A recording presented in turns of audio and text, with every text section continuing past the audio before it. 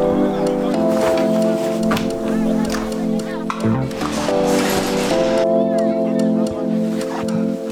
guys, what's going on? It is a Saturday morning right now, and I'm going to meet Chuck from Zipline, who you guys saw from the last video. I need to go give him some poles. He's got an Australian athlete who needs some poles that I have, a 105 length, so I'm gonna go meet him at Einstein, and then I'm gonna go ski for the day. That is the plan, at least. And then the mogul competition is tonight, the dual competition, so we're probably gonna hit that up.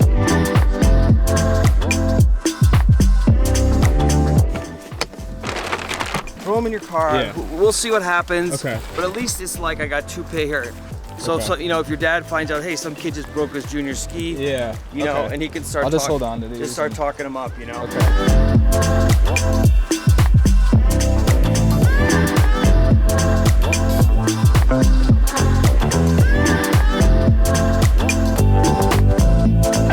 I'm here with Jamie Mocrazy, and her story is honestly like inspiring. She was basically a pioneer in women's freestyle skiing. You did it all from aerials to mogul, slope style. I did. Did the first double flat spin, double spin. In general. Okay. And Any flipping sort onto of double rails. at a slope style competition, and it happened to be at the 2013 X Games. Okay. And I became the first woman to flip off a rail in competition. Gosh. Because I was like, you know what? They say girls can't do it.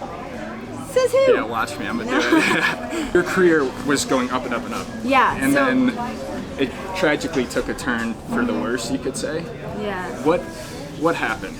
So my career started skyrocketing pretty fast, and I won events like the Junior Worlds in New Zealand, and I made it to X Games. I was going to X Games, but I had not won X Games yet, Okay. and I had not gone to the Olympics, and that was my dream.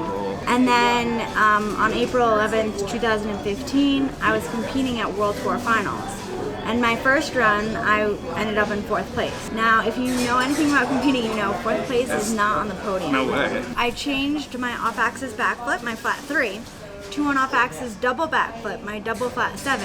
Okay. Because I knew if I added that to my run, I had a good chance of being on the podium and maybe even the top of the podium. Yeah, not being 4th anymore. That's all I cared about was like Yeah. up, Totally. be the best. Okay. And I did it, and I landed on my feet. I slightly under rotated, so I was leaning forward a little bit, and then I caught an edge because you spin a little. So I landed and I caught my edge, and I whiplashed my head onto the snow so hard that my brain started bleeding in 8 spots. And you had a helmet on. I had a helmet on, and actually that's one of the things that saved my life. And you were helmets. like knocked unconscious right there. Right in a away. coma. And I hurt my right brainstem, which paralyzed my right side. So the right side of my body took about 6 weeks to a year to get back to normality. How long were you in a coma for? I was in a coma for 10 days, and I had serious amnesia for 6 weeks. Some people would just give up. You know? Some people would just be like, that was it, I'm done, I'm just gonna, whatever, you know, be a vegetable or just sit on the couch. But you were not like that at all. I mean,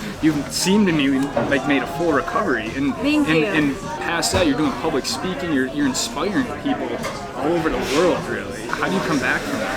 I don't remember the really intense parts at all. So the people it was most terrifying for was my family.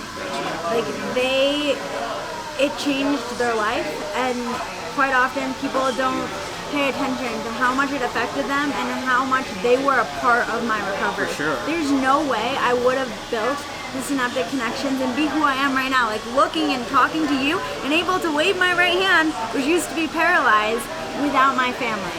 When I realized I wasn't going to compete again, I had to go see a therapist. And so it's helping you realize you can take steps to create a life you love. Because right now, honestly, I really love my life. You think your life is bad or rough, and then you hear a story like yours, and it's like, okay, my life isn't even close to what you had to go through, you know? And it puts things in perspective, really, you know? And I mean, what would you tell the person out there who might not even the extreme you had, but is going through an obstacle that like they might think they can't get over? Like, what would you tell tell them? You can't say how important or unimportant your struggle is. It's a struggle. It's affecting Right, you. yeah. Everything's affecting you. But what I would say is to look at it with a growth mindset. So when I couldn't walk up the stairs every day, my goal was to walk up further, more Right, stairs, one more step or faster. 2 more steps. And so yeah. just do the things, the goals that you can accomplish that will lead you towards your growth goals. And that's how you make a change. So as of right now, we are doing a crowdfunding campaign for the documentary on Seed and Spark. If possible, I can share the link with you to post. Yeah, in this yeah, when you that's what I'm post saying. it. Yeah, and I'll put it right there. Yeah, so I will share the link. Okay. So it'll be somewhere Somewhere. connected to this. Any pledge helps. Anything. So $10, $20, there's different incentive packages. You will be helping us get some funds for the production. Amazing. Thank you, Jamie.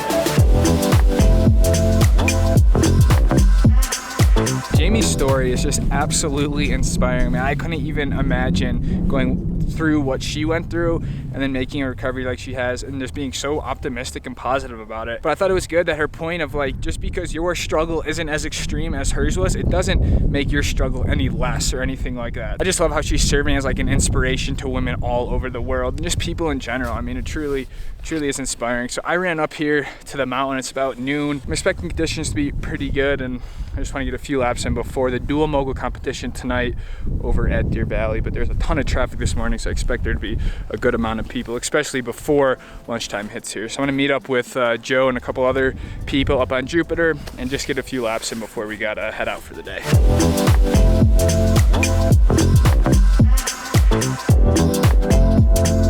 What's up, dude? How you doing, buddy? How was it? It's great. What have you been doing up there? Dude, 6 belt. I was 4 in a row, 6 bells. Super grippy, but like breakable wind crust snow was really spectacular. 4 in a row, top to bottom. Nice. What's up, man? Not too much. How you doing? Chilling. Buddy.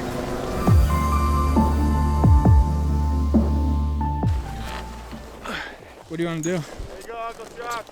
I'll do whatever you want to do.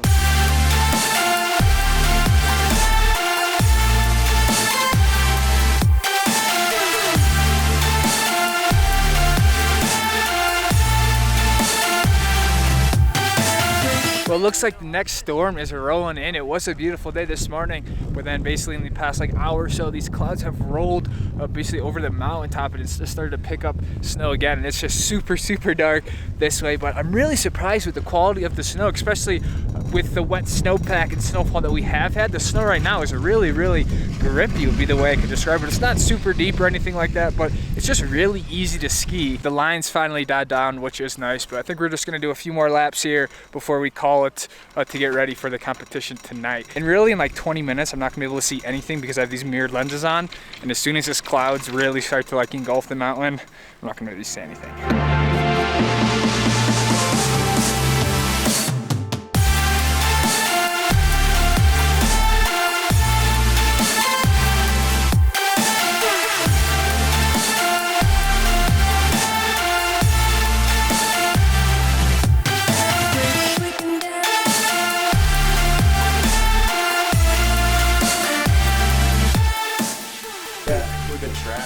Right. Seriously though. You guys remember Ryan from last video? This dude was just stuck in the lodge for 2 days.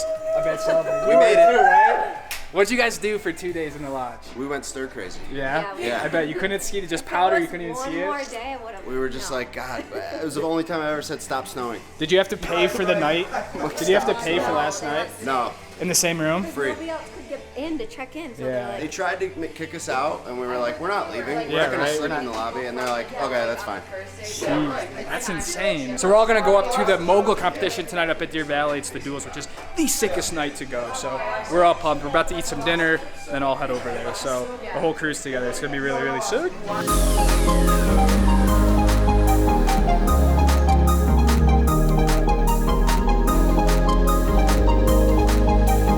Last vlog I was here for the single moguls, which obviously is just when one rider goes down, but tonight we have 2 riders going down, and it just creates a whole different atmosphere. Unfortunately, I do not have my press pass, so I'm still going to be working for a check from Zipline to the best of my ability with a big line standing in the crowd.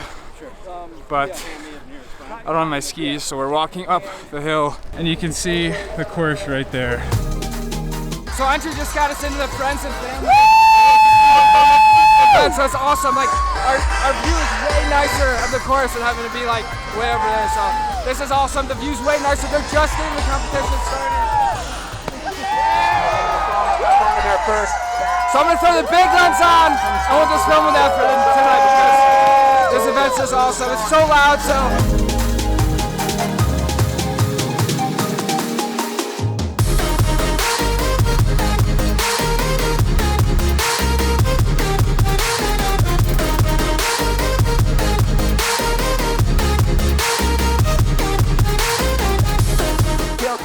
Of Canada coming down on the red course, going up against Benjamin Cadet of France, ranked 3rd in the world on blue.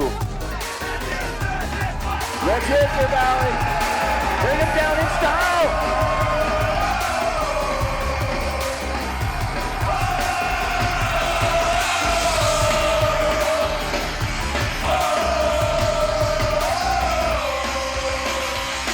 We'll call this a victory lap for Kingsbury. Hand in the air. There's the Edgar Girl for all move.